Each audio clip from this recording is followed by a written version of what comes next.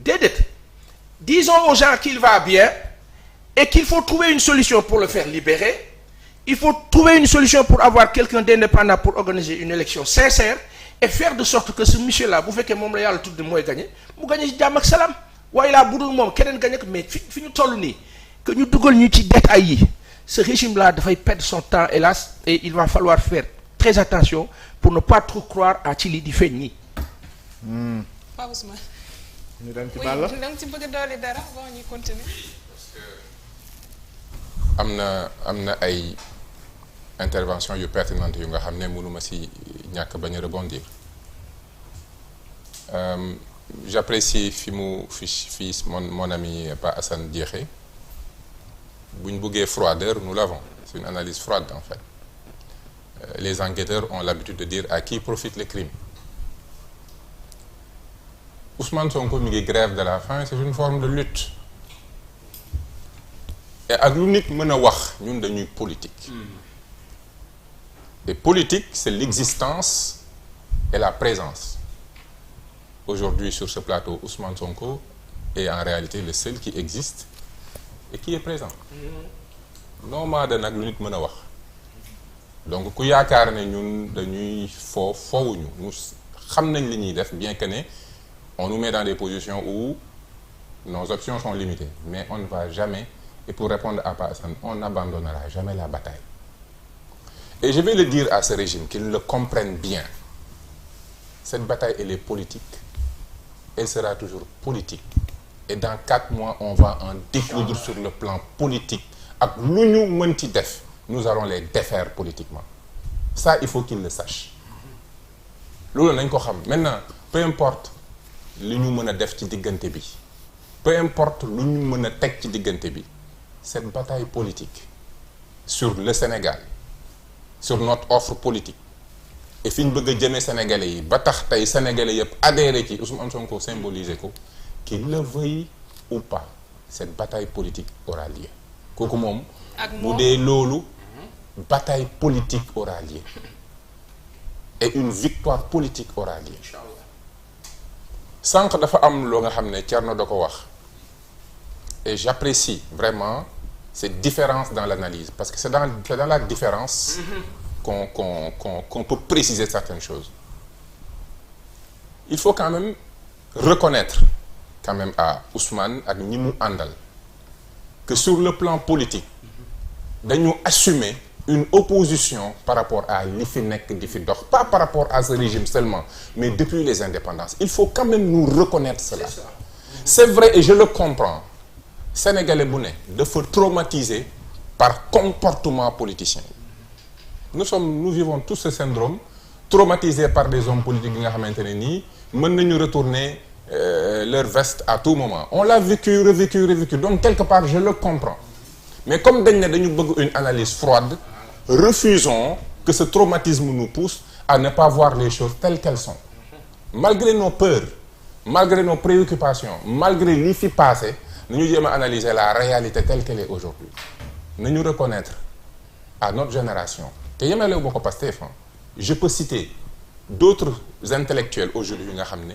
ñun ñoo bokk li ñuy wax sur la question du souverainisme que foog ñu refonder réew mi gën a jox réew mi gëdd gën a dëgëral réew mi pour que enfin qu'on prenne des décisions yoo xam ne dafa basé wu ci liñ bëgg ak liñ soxla et quand j'entends le titre de ton ouvrage quelque part tu fais partie de cette génération maintenant benn lam du kandang il faut qu'à un moment donné que ñun ñëpp ñi nga xam ne xëy na bokkuñu même parti xëy na defuñu sax politique qu'on soit d'accord sur l'analyse et c'est foofu laay bëgg au-delà des conjectures que ñu retrouver sur l'essentiel je l'ai dit et je vais le redire dans 4 mois les Sénégalais doivent répondre à une question bu nga xam ne incha allah les acteurs politiques leur ont posé cette question-là am na groupe boo xam ne ñoom dañ wax clairement que dañu nekk dans la continuité dans le cadrage macro FMI Banque mondiale dans l'endettement politique d'infrastructure ba nekk dans une logique où par rapport aux relations diplomatiques que je peux avoir je peux te donner des ressources dafa am ñoo xam ne ligne boobu lañ nekk dañ ko assumer mu leer nañ am na nag ñu nga xam ne dañu nekk ci benn ligne bu nga xam ne dañ ne ñun suñu ñëwee y aura plus de chasse gardée. bu ñu ñëwee on veut des réformes en profondeur. On veut un homme politique qui est assujetti à des pouvoirs souverains. loolu lañ wax et je pense que wax nañ ko clairement nit ñi dégg ko maintenant Thierno il faut nous comme xaw ma nañ ko il faut nous ni ñu ko mën a waxee il faut nous prendre au mot xam nga ñoo ko wax prendre nous au mot et nañu débattre ci loolu nga nangul ñu ne ñun on est différent d'eux xam non adduna wóorul moo tax xam adduna wóorul c'est vrai. waaw kon ñaaw njort dafa baax. ñaaw njort baax mais nga jëlee au mot donc rek. je te comprends moo tax sànq ma ne je te comprends. parce que sénégalais yiy dund traumatisme bi ñoom ñëpp a yem man miy def politique. choisir politique. passionné par la politique depuis l'enfance j'ai toujours aimé la politique. J'aime ce que je fais et je le fais avec dignité. man su ma déggee ñu naan ñëpp a yem et quand on dit ñëpp a yem mooy damay sàcc damay fen mais ça me fait mal parce que man du ma sàcc du ma fen.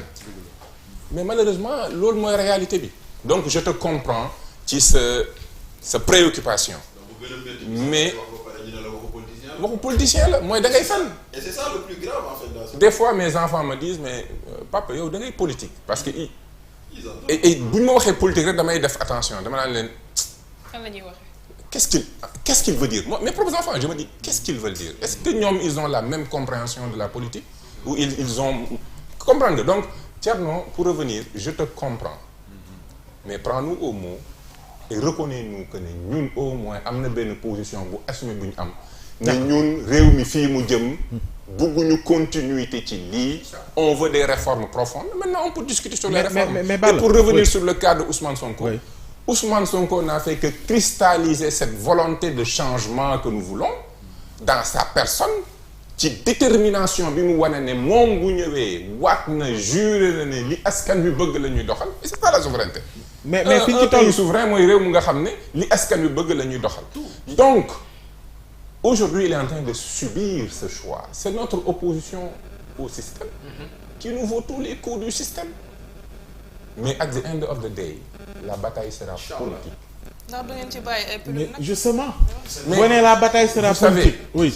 l'impression qu'on a instant bi fi ñu toll mooy yéen a ngi utiliser buntu yi ngeen am yëpp pour faire en sorte que Ousmane bokk ci élection yi jëm malgré tout bëgg ngeen également le débat ñu élever ko ci waxtaane programme idée ga ci aju mais impression bi ñu am mooy bi ma njëkk wax dafa mel ni moo gën a audible parce que ku ci nekk ci patriote yi bëgg nañoo xam fan la Ousmane di mujjee est-ce que bëgg a xam fan la Ousmane di mujjee bu dee mooy fees seen dënn yi te loolu la ñu soxla ndax bëgg ko situer ci waxtaane mbiru réew mi nga ci aju ndax du nëbb bi ma mujjee wax finalement nu ngeen def ba boole ñaari waaw laaj bi moom it pour kii su paree. waaw Sénat ndax. Sénat waaw justement mooy buntu yi ma doon junj sànq. nous avons ñun dañu def le choix Pastef boo déggee waa Pastef di wax sax le projet la ñuy wax donc ñun nekkuñu ci personnaliser débat.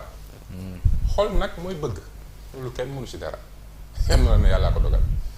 mais tey li ñu lancé ñun c'est le projet et musuñu tomber dans les revers ou nekk dans la personnalisation du débat ñun dañu mës a poser les vraies questions l'indépendance de la justice la réforme foncière rôle de l'Assemblée nationale un président de la République bi nga xam ne il a beaucoup trop de pouvoir la question de nos ressources est-ce qu'il faut il nous faut une industrialisation notre politique de la ruralité quand on parlait de vacances citoyennes ak yooyu mais c'était ça je pense que ñun li ñu génne ci ay téere Pastef li mu génne ci téere rek amul parti politique yëpp boo leen boolee génne wuñ ko donc ñun aujourd'hui c'est bizarre qu'on veuille nous faire croire que ne ñun débat bi c'est personnel c'est d'autres non on nous a amené sur un terrain bu nga xamante ne ni on n'a jamais voulu y aller ce n'est pas notre terrain je sais pas un grand savant chinois disait il faut combattre ton ennemi là où il n'est pas. Moi je dirais que notre ennemi le régime Macky Sall et j'utilise le mot ennemi juste pour parce que c'est la phrase le terrain où ils ne sont pas c'est le terrain xam-xam nekkuñ ci mbiri xam-xam nekkuñ ci liggéey amuñu yërmande ci askan wi et ñun terrain boobu mooy suñu terrain de prédilection alors s'ils pensent qu'en créant ce contexte qu'on va abandonner ce terrain-là, ils se trompent. Il y en aura qui feront la bataille des avocats, des juristes. Mais il y en aura qui vont faire le choix d'être sur d'autres champs de bataille. Et de leur dire que le débat bi ngeen bëgg a occulter. Bëgg ñu gëmloo ne mbir mi Macky contre Ousmane la. Non. c'est le destin d'une nation qui, après 60 ans d'indépendance, vient de comprendre que, attention, j'ai des problématiques sociales graves. Quel est mon système d'éducation? C'est quoi les valeurs qu'on donne à mes enfants? C'est quoi mon système politique? Lan la ñuy jàngal sama askan? Est-ce que xam-xam la wala lu kenn xamul la? Société bi est-ce que mën na avancer? Quel est le système politique que j'ai? Est-ce que j'ai une justice véritablement qui sert le peuple? Est-ce que j'ai une assemblée nationale où tous les députés viennent de moi? Est-ce que j'ai un exécutif bu nga xamante ni il est obligé de me donner une partie pour me développer man askan wi? La décentralisation. Voilà les questions profondes. Questions yooyu qu'il le veuille ou non on va les poser. En tout cas man bu ñu ma dugalul Numbu Siin moom loolu laa def sama champ de bataille. kenn ku nekk buñ la dugalul.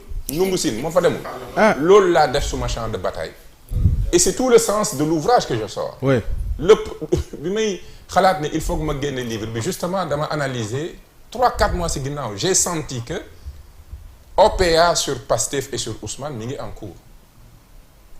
Ils vont attaquer les hommes et la structure. Mais il y a une chose qu'ils ne peuvent pas nous enlever. C'est nos idées.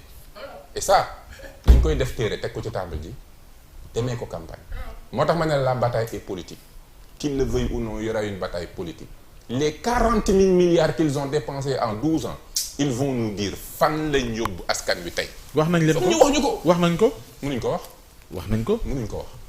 wala boog dañuy wax. 40 000 milliards. 40 000 milliards waxuñu ko dañ ne feeñ na. ñu ngi koy dund. barki Dembo Ndiaye bi ñu ne sax tegg nañ tuuti ci subvention bi ngeen ni yëg ngeen ko. kon am na lu tax ñu teggi subvention bi. ah waaw xam nga loolu leneen la. loolu débat. mais waaw loolu leneen la.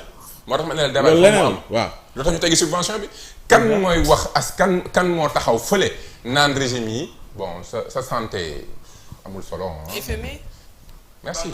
xam nga lii moo tax. te barki Dembo Ndiaye ñu ngi fi. kan mooy taxaw fële naan la sa santé c'est pas important hein gestion privée. bien sûr.